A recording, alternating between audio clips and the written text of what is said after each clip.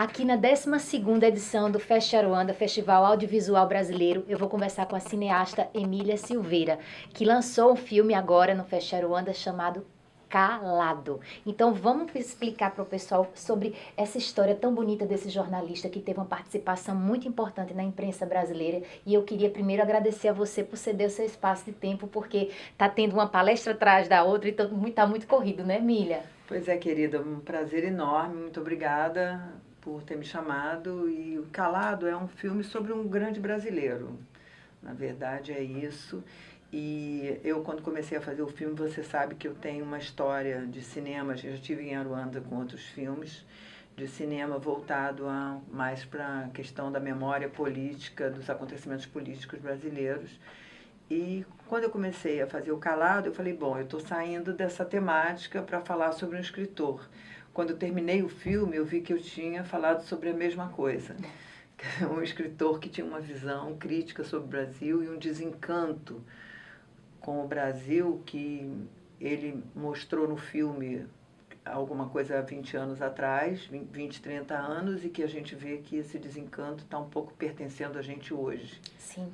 Então, é um filme sobre um grande escritor e um grande jornalista, e que escreveu um livro, se chama Quarupi, que está comemorando 50 anos da sua publicação. Então, ele foi publicado em 67, durante o golpe militar. E esse escritor, Antônio Calado, estaria fazendo 100 anos. Então, é uma homenagem a ele e, de certa maneira, uma maneira de pensar sobre o Brasil também. Queria que você falasse o seguinte, você já lançou vários filmes aqui no Fest Aruanda, vários anos consecutivos. Teve 70, teve da mãe de Luciana Savagé, Silêncio no Estúdio. Silêncio no Estúdio, isso de uma grande jornalista também, apresentadora, e também teve o Galeria F. Esses filmes tiveram uma ótima repercussão e também tem essa temática falando sobre o contexto histórico da época, que foca em especial a ditadura militar. Qual o seu papel como cineasta em propagar essa mensagem para o público? Porque, por exemplo, no Galeria F, o próprio personagem principal vivenciou essa época tão dura e existem pessoas que ainda não sabem que aconteceu a ditadura militar, estudantes, adultos e pessoas que nem veem nas escolas. Então, qual é o seu objetivo através dessa mensagem dos seus filmes que você transmite para o seu público? O que você gostaria de propagar com esse tipo de veículo que é o cinema? Pois é, na verdade as pessoas dizem, eu acho que é verdade, que você acaba sempre fazendo filmes sobre você mesmo, né? E sobre o seu universo. Então, eu gosto de trabalhar com memória. Eu sei que é uma coisa urgente, uma coisa importante, que o Brasil, a memória do Brasil está acabando, o material, por exemplo, do filme do Calado está todo deteriorado, você tem poucas coisas com grande qualidade, bem conservado, exceto o arquivo pessoal dele, que está muito conservado na Casa Rui Barbosa, no Rio, que foi doado pela família. E com relação à ditadura militar, o que eu quis fazer foi trazer fatos que aconteceram naquela época que são totalmente desconhecidos.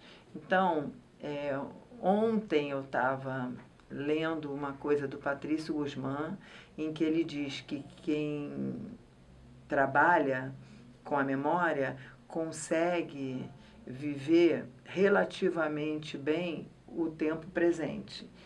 Quem não tem memória não vive em tempo nenhum.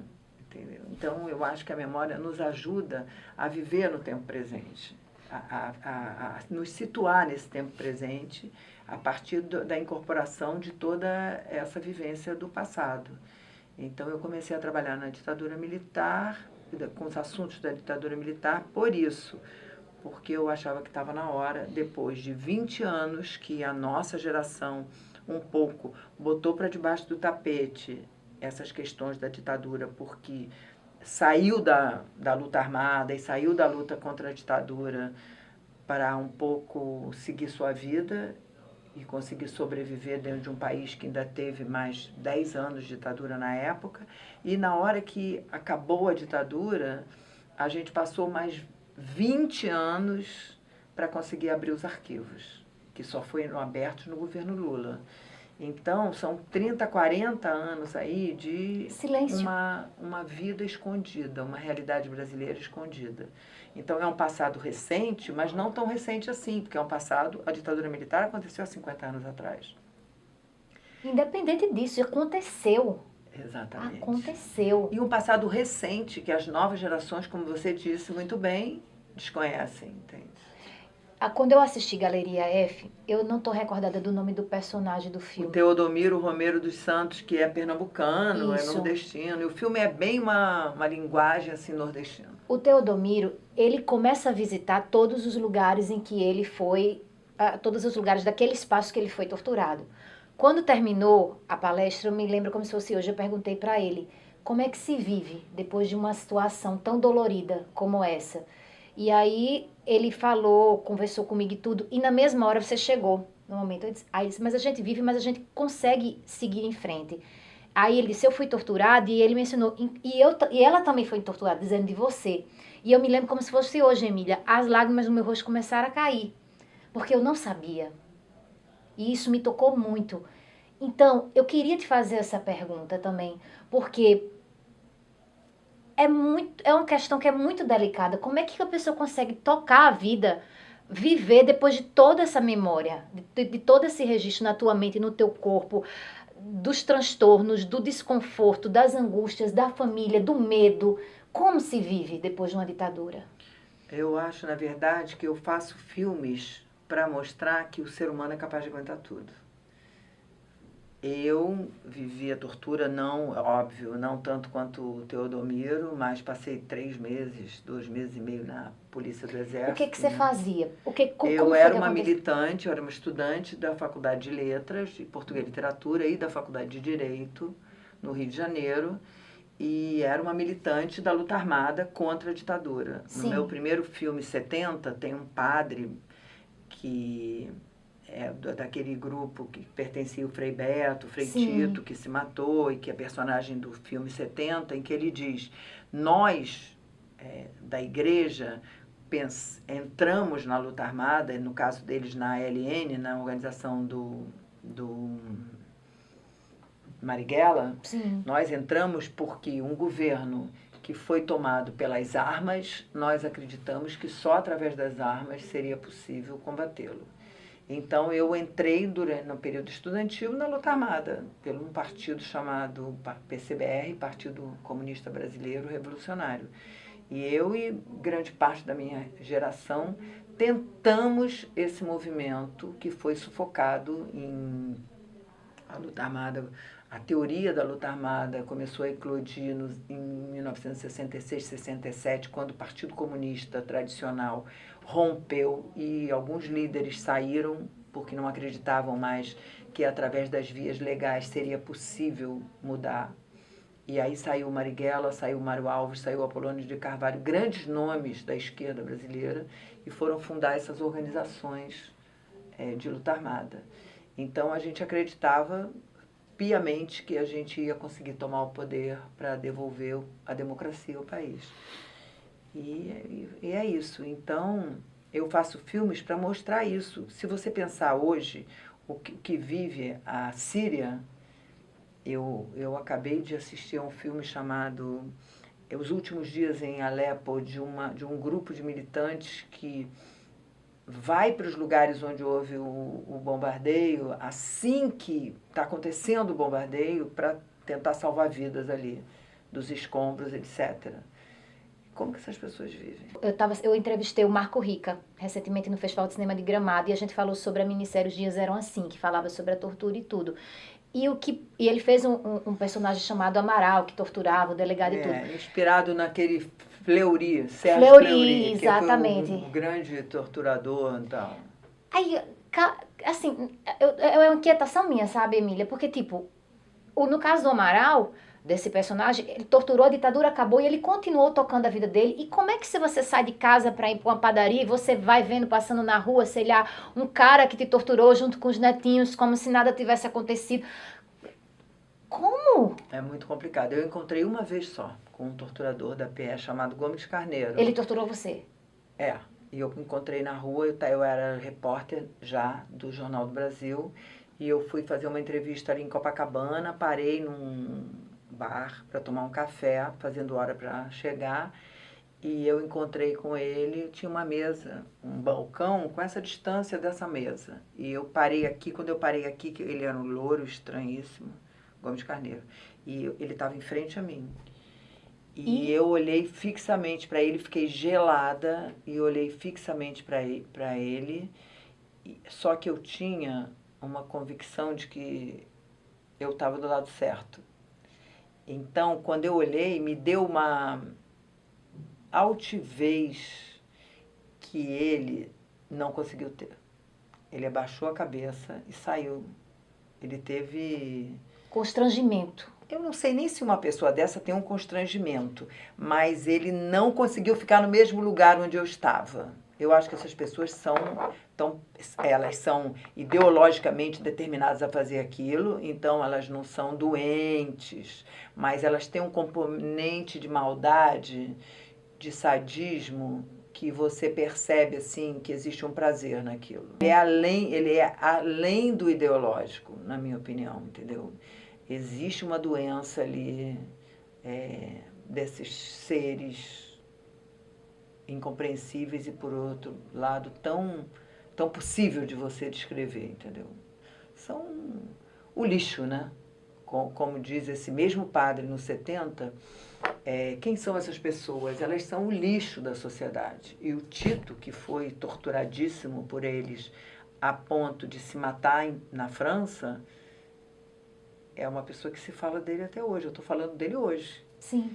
E essas pessoas onde estão? Qual é o lugar delas? Entendeu? Elas são o lixo da sociedade. E o que você espera do público? Porque a gente deixa uma obra, que eu acredito que o filme, o cinema, o teatro é uma obra artística que propõe a reflexão, que fomenta a cultura. Mas o que você espera desse público que assiste o filme teu, que essa história que você tem para contar, falando sobre esse momento tão cruel que a gente viveu, eu não vivenciei, mas que pelos estudos que tive, e das famílias que infelizmente ainda não sabem o destino dos seus parentes, que não tiveram a dignidade de enterrar, aí eu me emociono, sabe? Porque é muito complicado. Mas o que você espera como diretora para propagar essa mensagem para essas pessoas? Quando você faz um filme desse, o que você espera das pessoas? Principalmente no cenário político atual, que a gente está descrente, que a gente está com pouca esperança, sabe? Olha, por uma desgraça histórica, os meus filmes começaram de uma maneira e terminaram de outra. Porque eles começaram com a minha ideia de recuperar uma memória que estava esquecida. E eles acabaram se transformando em alertas para que aqueles fatos não voltassem a se repetir. Então, isso que eu acho que é o papel dos meus filmes, entendeu? Tentar mostrar às pessoas o que aconteceu para que esses fatos não se repitam. E O Calado, que começou como filme de um grande escritor, de uma personagem importantíssimo do Brasil, um grande jornalista, um ídolo da minha geração. O filme começou assim, e se você assistir, o filme tem um posicionamento político, um amor ao Brasil, um amor ao mito do que é o brasileiro cordial, do que é o brasileiro que vive nas comunidades indígenas, que vive no interior do Brasil, que vive no Nordeste. Ele escreveu um livro, inclusive, sobre as ligas camponesas aqui do Nordeste. Ele era muito amigo do Arraiz. Então, o Calado foi um homem que a vida dele foi dedicada a descobrir esse mito do brasileiro relevante, do brasileiro que ajuda o país a andar para frente. Então, você assistiu hoje a depoimentos que o mais novo tem exatamente 20 anos, o depoimento mais recente que eu tenho do Calado, eu tenho depoimentos até de 40, 50, 60 anos antes. Mas o mais recente tem 20 anos. E um homem que, na última entrevista dele, diz que está decepcionado com o Brasil, porque o Brasil é um país onde não há saída. Eu, continuo achando que há saída. E acredito que são os jovens como você e todos os outros que vão encontrar essa saída e que vão poder mudar o Brasil. Porque nós podemos colaborar, mas a geração da mudança está na mão de vocês. É essa a geração da mudança. Então, eu continuo achando que é possível mudar. Mas esse encanto do calado faz a gente sair do cinema pensando qual é o nosso papel como brasileiro. Eu acho que, na verdade, meus filmes são um pouco para isso.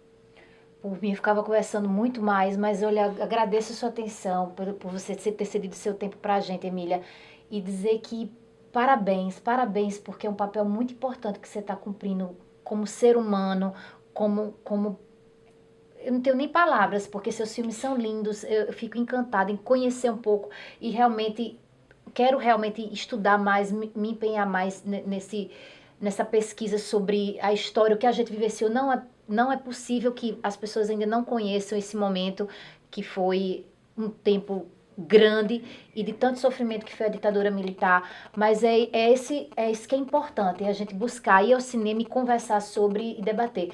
Eu agradeço muito e eu espero em outras oportunidades a gente poder conversar muito mais. Muitíssimo obrigada e eu só quero repetir que o futuro está na mão de pessoas como você. Obrigada, meu amor. Tudo de bom, viu?